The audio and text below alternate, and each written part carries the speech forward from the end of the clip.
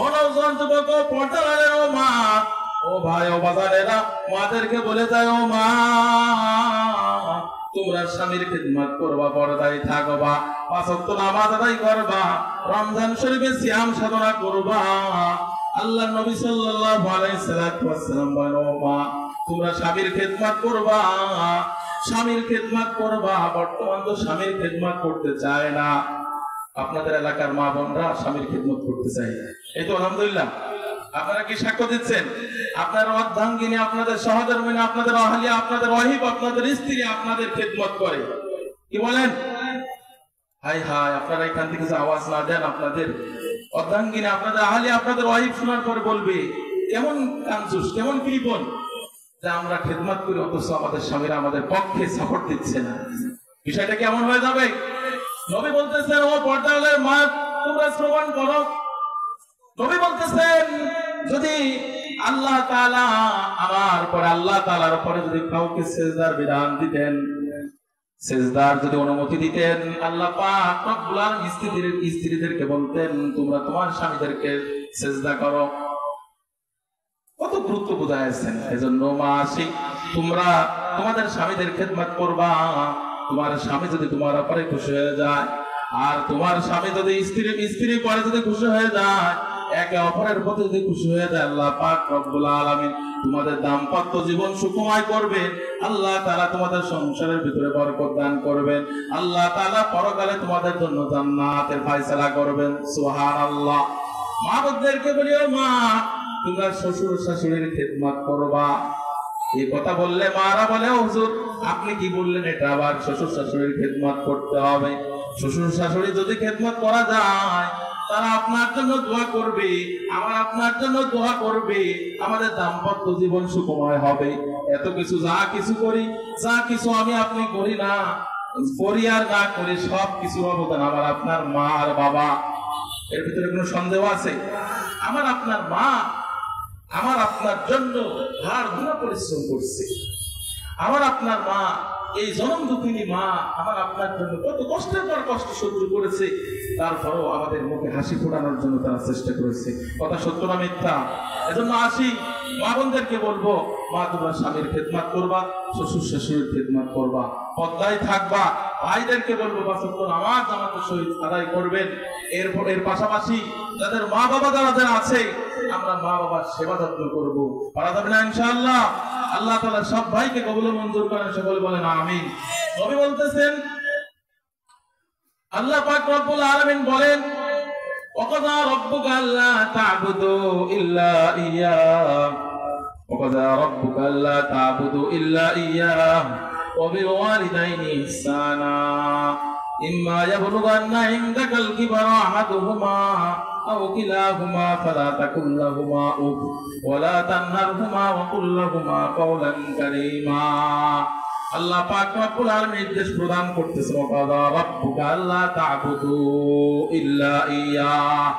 আল্লাহ তাআলা বলতেছেন, ওয়াকাযা রাব্বুকা আল্লা তা'বুদু ইল্লা ইয়্যাহু। আল্লাহ তাআলা ছাড়া কাউকে ইবাদত করা যাবে না, দাসত্ব করা যাবে না, গোলামি করা যাবে না।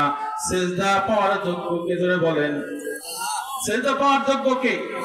আল্লাহ। এখন আল্লাহ তাআলাকে সিজদা না দিয়া যদি অন্য কাউকে সিজদা দেওয়া হয়, তাহলে আল্লাহ তাআলার সাথে কি করা হয়? জুলুম করা হয়। সিজদা পাওয়ার যোগ্য কে? আল্লাহ। ওয়াজুবুশ শাইআ আলা গায়রি মুহাল্লি, যাকে যেখানে যেভাবে রাখা দরকার তাকে সেখানে সেভাবে রাখার নাম হলো জুলুম।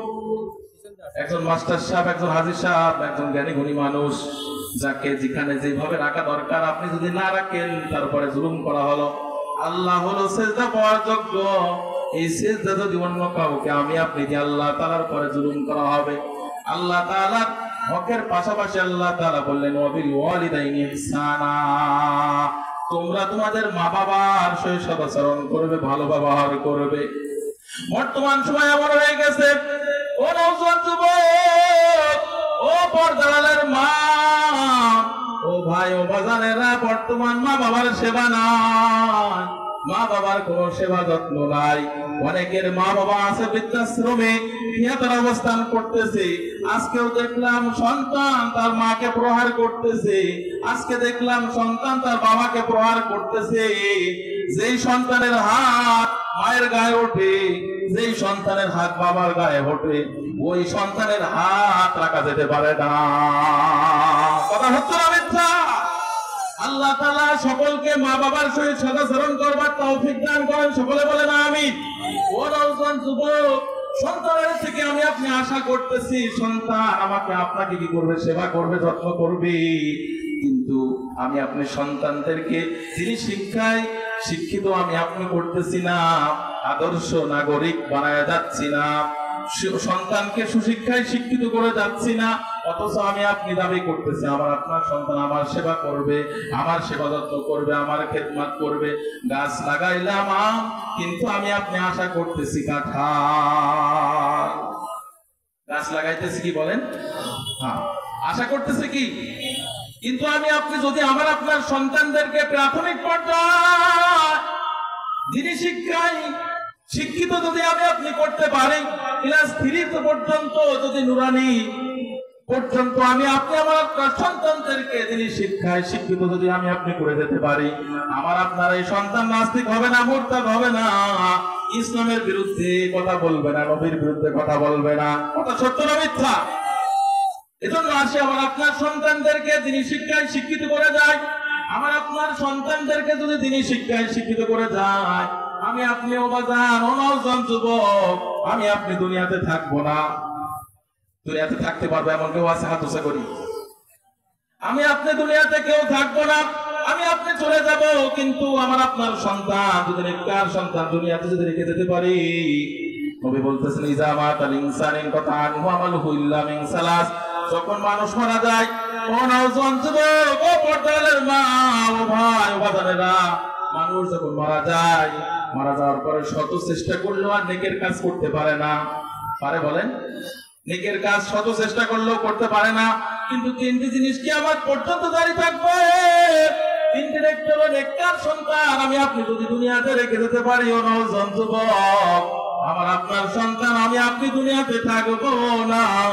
5 ওয়াক্ত নামাজ আনতে আমার আপনার জন্য হাত উঠাইয়া এভাবে দোয়া করবে, রব্বিরহামহুমা কামা রব্বায়ানি সগীরা। বলি রব্বিরহামহুমা কামা রব্বায়ানি সগীরা।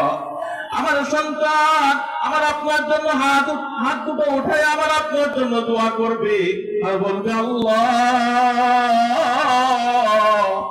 আমার মা দুনিয়াতে নাই, আমার বাবা দুনিয়াতে নাই, আল্লাহ আপনি আমার বাবার কবরে যদি আযাব হয়ে থাকে, মায়ের কবরে আযাব হয়ে থাকে, আয় আল্লাহ আপনি আমার মা বাবাকে মাফ করে দেন। সুবহানাল্লাহ। আমার আপনার সন্তান কোরআনে কারীমের তেলাওয়াত করবে। আল্লাহ তাআলা কোরআনে কারীমের ভিতরে সূরা রেখেছেন, আল্লাহ তাআলা কোরআনে কারীমের ভিতরে পারা রেখেছেন 30 পারা, সূরা রেখেছেন 114টি সূরা, আয়াত রেখেছেন 6666 আয়াত। এই 6666 আয়াতের অধীনে 3,21,250 অক্ষর রেখেছেন। বলেন আল্লাহু আকবার। মুহাব্বতের সহিত বলেন আল্লাহু আকবার। 3,21,250টি আমি আপনার সন্তানকে যদি মক্তবে পড়াইতে পারি, মসজিদে পড়াইতে পারি, কোরআন শিখাইতে পারি, নওজোয়ান যুবক ও পর্দালের মা, আমার আপনার সন্তান কোরআনে কারীম তেলাওয়াত করবে, প্রতিটি অক্ষরের বিনিময়ে আল্লাহ তাআলা 10 নাকি দান করবেন। বলেন সুবহানাল্লাহ। এই 10 দিয়ে আপনি 3,21,250টি আপনি গুণ দেন, কত নেকি আল্লাহ তাআলা আমার আপনার আমলনামায় এই নেকিগুলো ফ্লেক্সিলোড করে দিবেন। সুবহানাল্লাহ। এজন্য আসুন নওজোয়ান যুবক ও পর্দালের মা, ও বোনেরা, সিদ্ধান্ত নাও, আমার একটা সন্তানকে হাফেজে কোরআন বানায় যায়, আমার একটা সন্তানদেরকে হাফেজে কোরআন বানায়া যায়। নবী বলতেছেন, মান করাল কুরআন ফাস্তাজারাহু ফাআল্লাহ হালালাহু ওয়া হারামা হারামাহু আদখালাহুল্লাহুল জান্নাহ। নবী বলেন, এমন একজন হাফেজে কোরআন, কোরআনের পাঠক যারা কোরআনে কারিমে তেলাওয়াত করে, হাফেজ হয়, আলেম হয়, কাল কিয়ামতের ময়দানে আল্লাহ তাআলা ওই হাফেজে কোরআন ওই আলেমের রব্বানিকে এমন স্পেশাল পাওয়ার দান করবেন আল্লাহ তাআলা। এমন 10 জন তার ফ্যামিলি থেকে এমন 10 জন নিশ্চিত জাহান্নামী হয়ে গেছে, এমন 10 জনকে আল্লাহ তাআলা হাফেজে কোরআনকে, কোরআনে আলেমে রব্বানিকে স্পেশাল পাওয়ার দিবে। আল্লাহ তাআলা বলবেন যাও যাও, তোমার মন চাই যত না নিয়া জান্নাতে চলে যাও। সুবহানাল্লাহ। এজন্য আল্লাহ আমরা নিয়াত করে আল্লাহ তাআলা আমাদের সন্তানদেরকে প্রাথমিক পর্যায়ে তিনি শিক্ষায় শিক্ষিত করবার তৌফিক দান করেন। সকলে বলেন আমিন। সন্তানদেরকে হাফেজে কোরআন বানিয়ে স্কুলে দেন, কলেজে দেন, ভার্সিটি দেন, যেখানেই দেন না কেন, কিন্তু আপনার সন্তান কোরআনে কারিমের তেলাওয়াত করবে। কিন্তু আপনি যদি না শিখান, আপনার সন্তান কোরআনে কারিম ধরবে না।